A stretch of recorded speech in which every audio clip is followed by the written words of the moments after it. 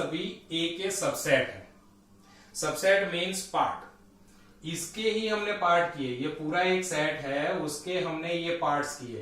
पहला कुछ नहीं, फिर 1 2 3, फिर 1 2, फिर 2 3, फिर 1 3, फिर 1 2 3, यानी ये सभी पार्ट्स किसके हैं? ए के हैं। ओके, तो इसको अब हम फॉर्मूला के हिसाब से डालने जा रहे हैं। ओके, अगर फॉर्मूला लिखनी है तो 2n के फॉर्म में हम उसको इंडिकेट करेंगे। ओके, 2n का मतलब कि 2n, n means number of elements, n means number of elements. Okay, तो क्या यहां पर कितने एलिमेंट्स है? 3 एलिमेंट्स है। इसका मतलब 2 3 मीन्स 8, तो 8 इसके पार्ट्स हो सकते हैं, यानी 8 सबसेट बन सकते हैं। ऐसे ही अगर मान लो कि 5 दिए है, ओके, कोई सेट दिया है B is equal to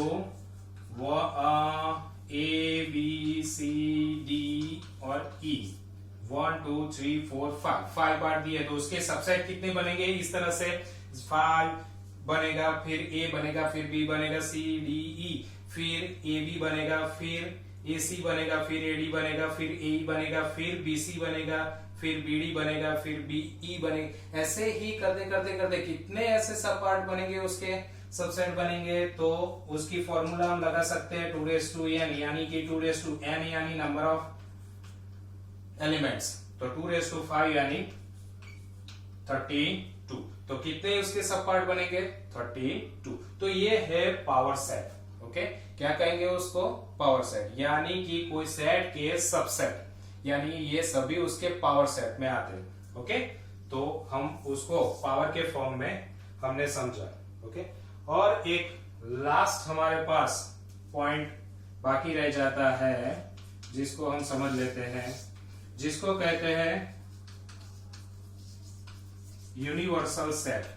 universal set नाम से ही पता चलता है, यूनिवर्स यानी सब कुछ, यूनिवर्स में सब कुछ आ जाता है। ओके, तो पर हर एक का यूनिवर्स अलग अलग होता है।